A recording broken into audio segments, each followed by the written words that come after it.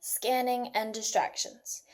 These are the things that cause 2,270 teenagers to get into fatal car wrecks each year.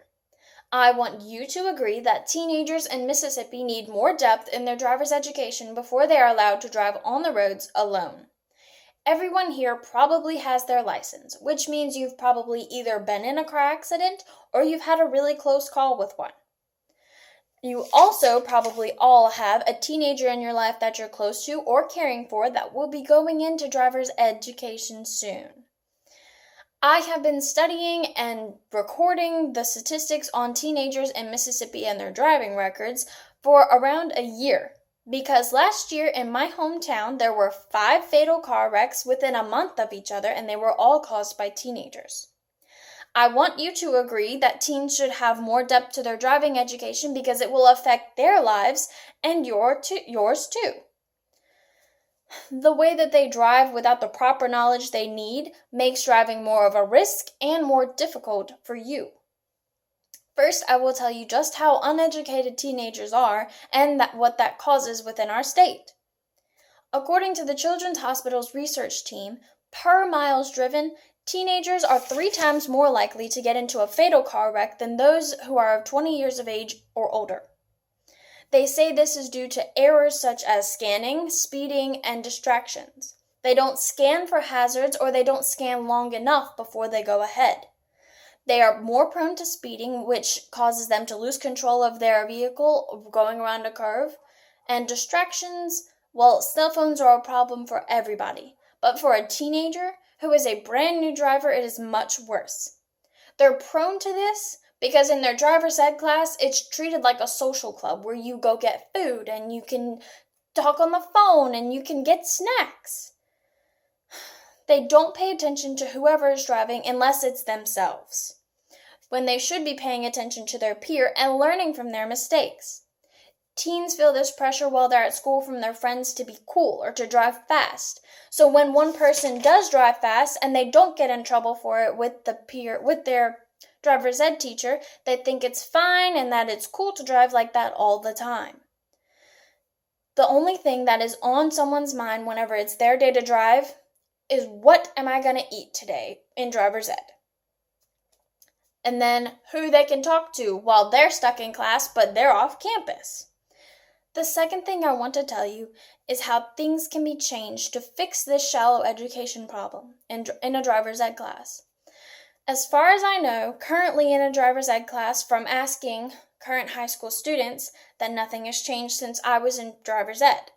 There are 4 kids a day that go and drive, and they all go get food or they get snacks, and they're talking on their phones the whole time the other student is driving.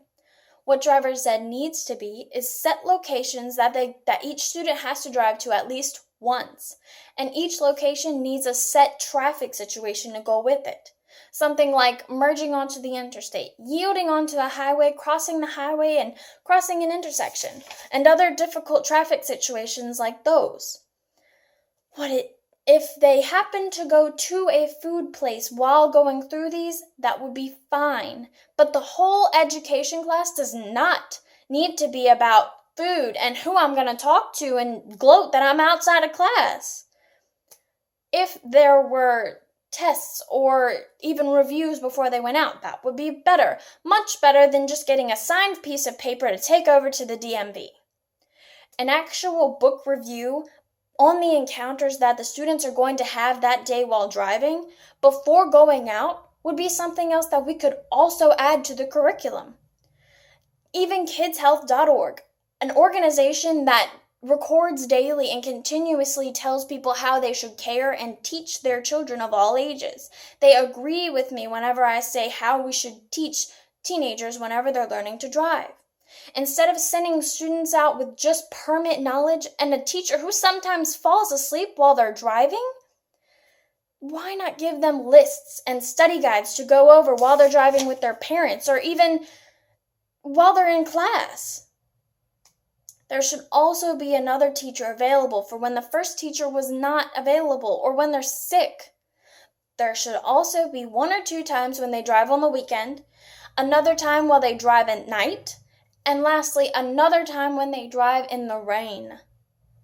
I would like to say lastly that if these implications are not met or changed, that it will not be the teenagers that suffer, but it will be the experienced drivers that get the short end of this stick. Thrillist, a blog that writes about driver safety, says that in Mississippi you have a 1 in 2,000 chance to get in a fatal car wreck.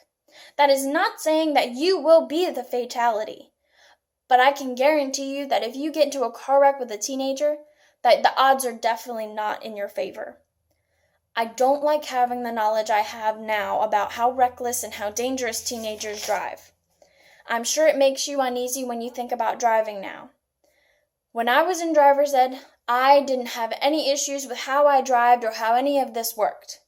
But now that I've experienced how reckless teenagers have gotten, and that I've experienced how reckless they are with 5 car crashes in my hometown within a month of each other, I think it's time something's changed.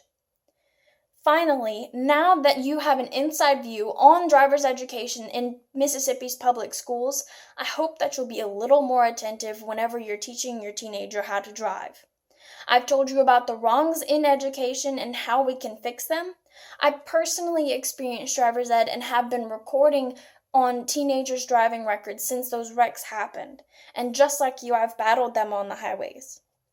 Everyone here must drive home after this speech. Now, that wouldn't be such an issue if teenagers didn't have a curfew and weren't speeding home recklessly to get home before their curfew. I don't want to have to worry about things whenever my little brother starts driving, and I'm sure you don't want to worry about the teens in your life either. So let's start implementing these changes to their driver's education so that when they get out there, we won't have to worry anymore.